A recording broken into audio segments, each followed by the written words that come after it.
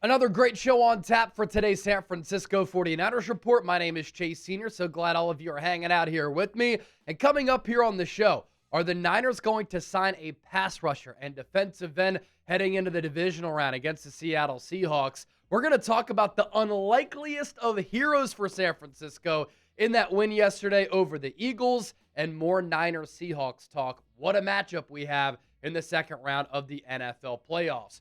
But first, it's Seahawks week. If you hate the Seahawks and you love the Niners, say it with your chest. Hit that thumbs up icon and like the video. I want at least 1,000 likes here on the show. Show me your fandom is legit. I love when the Niner gang gets fired up. Also, with the Niners advancing, Dub City. And hopefully soon we can see Fred Warner back on the field for the Niners. Get your Dub City gear right now.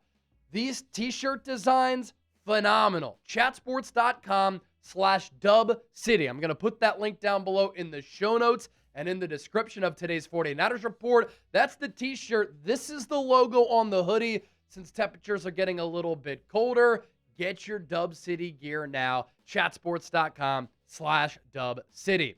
Could the Niners sign a pass rusher going into the divisional round? Darrell Taylor, that's the player who we're talking about here. Ian Rappaport with this news that the Texans are releasing the pass rusher who just came off of injured reserve and is healthy now. He heads to waivers.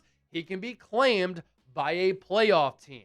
Now, Darrell Taylor went on injured reserve on November 5th with an ankle injury. Returned to practice for Houston on December 17th. So he's been healthy for a little while. Only played in 4 games this season with the Texans with 3 tackles. Hasn't gone as hoped or anticipated for him in going to the Texans, but also keep in mind that Texans defense, the Seattle defense, 2 of the best defenses in the National Football League, and at pass rusher, Houston might have the best pass rushing duo. Will Anderson, he's an absolute stud. Danielle Hunter, he's a dog as well. The depth pieces behind them, they're good players. So Darrell Taylor kind of on the outside looking in of that depth equation. 2020 second round pick, 6'4", 267 pounds. That's notable because the Niners do like and prefer larger defensive ends. Started his career with the Seahawks. He was with the Seahawks from 2020 through 2023. And some people might say he might have some current intel on this Seahawks team. He was there prior to this Mike McDaniel regime. And so I don't think that he can give you good intel for what Seattle does on defense or on offense because the coordinators and the play callers have changed. And schematically, personnel-wise, it's a much different Seattle team. He was with the Bears in 2024, with the Texans this year. Why Darrell Taylor would fit the 49ers? He has been a productive pass rusher throughout his career. He has played in multiple 4-3 defenses since he was drafted in the second round back in 2021. He signed with the Texans to play under DeMeco Ryans, who, as we know, former Niners defensive coordinator, is one of the best defensive minds in the sport. Taylor's sack production by year. He's been a productive player. In 2021, had 6.5 sacks. 2022, best year of his career. He had 9.5 in year 2. In 2023, 5.5 sacks. 2024, 3. This year, none. So there has been a decline over the last few years. But as we know, this Niners pass rush, they need all the help that they can get. They had a great defensive performance against the Eagles in the wild card round. It wasn't because of their pass rush. They could barely get to Jalen Hurts. San Francisco this year, dead last in the NFL in sacks by a wide margin.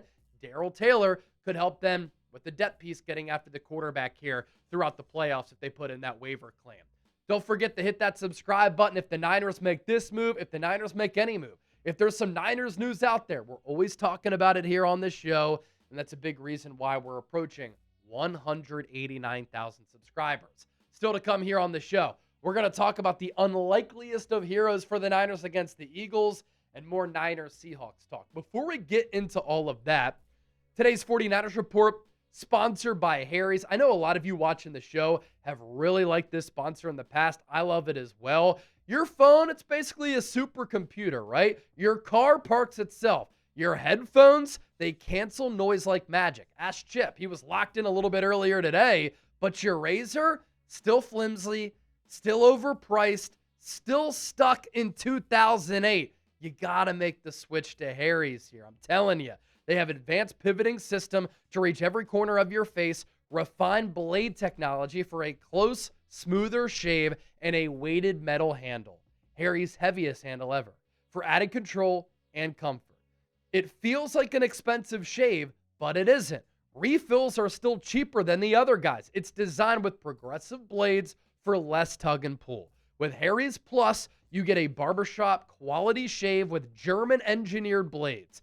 Each blade is honed at 3 different angles to cut hair cleanly at the root without tugging. Blade spacing is optimized to glide smoothly and avoid clogging. Drugstore blades clog so fast, and every cartridge includes a lubricating strip with aloe and vitamin E to calm skin while you shave. Harry's owns their own world-class blade factory in Germany, so there's no outsourcing, no middleman. It comes right from Harry's. That same facility has been perfecting blade making for over 100 years. Let me ask you a question. Why would you want to pay $30 for refills when Harry's gives you better blades for a fraction of that? So for a limited time, our listeners can get the Harry's Plus trial set for only $10 at harrys.com/chat and use our code chat. This set includes the all-new Harry's Plus razor, 1 refined 5-blade cartridge, a 2-ounce foaming shave gel, and a travel cover to protect your blades on the go. Again, harrys.com/chat. Use that code chat to claim this offer here. And after you make your purchase, they'll ask you where you heard about them. Please support our show and tell them that we sent you. All right, I'm excited to talk about this. The unlikeliest of heroes. These 3 players came out of nowhere for the Niners to play excellent against the Eagles and help this defense pick up a huge, stunning win in the wild card round. The first player, Eric Kendricks, who wasn't added to this team until late November, going into that Browns game all the way back in week 13. Kendricks signed with the Niners on November 26th. He hasn't had a lot of time to get acclimated with this team yet. Yesterday, I thought he played sensational. 73 total snaps, 31 in coverage, 5 targets, 42 yards allowed, 1 pass breakup to end the game. He had 10 total tackles, no missed tackles. After last week, the Niners as a team missed 18 of them. He had 2 TFLs and 5 stops.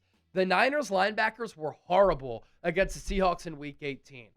The Niners linebackers against the Eagles, really good.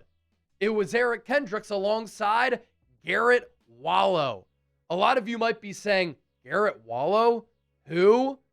So Wallow was claimed off the Broncos waivers back in December, even after Kendricks. He started his first game on Sunday since 2022. And what did he do? He led the Niners with 11 tackles and a pass breakup. Between Wallow and Kendricks, these 2 players only missed 2 tackles.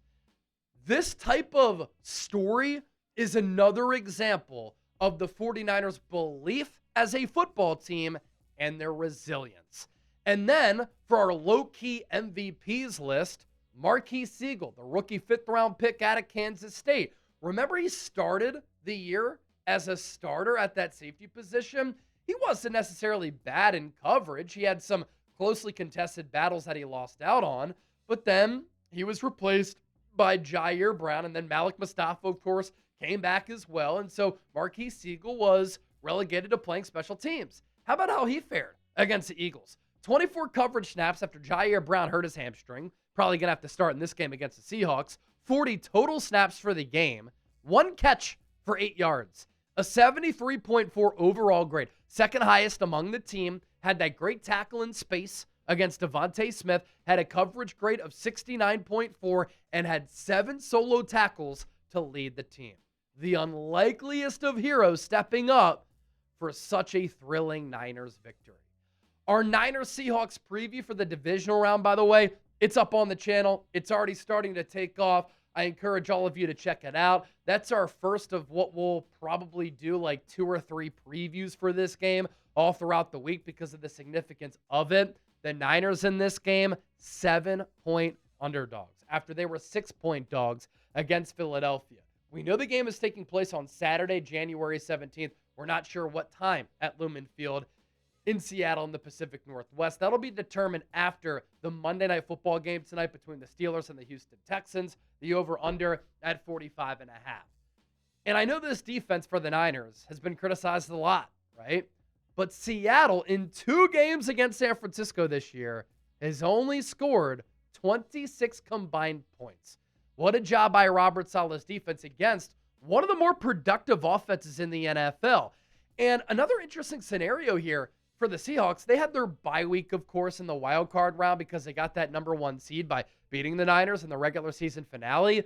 Seattle now has to play the Niners in back-to-back games. Hard to beat a team twice in a year, and also hard to beat a team twice in back-to-back matchups. And I hate what the NFL did here with the schedule. And I tweeted this out last night when the NFL announced that this game would be on Saturday. It's insane that the Niners have to go on the road and play the Seahawks off their bye week on a short week on Saturday after traveling across the country to Philadelphia. Yet the Bears and the Rams will play on Sunday after they both just played on Saturday.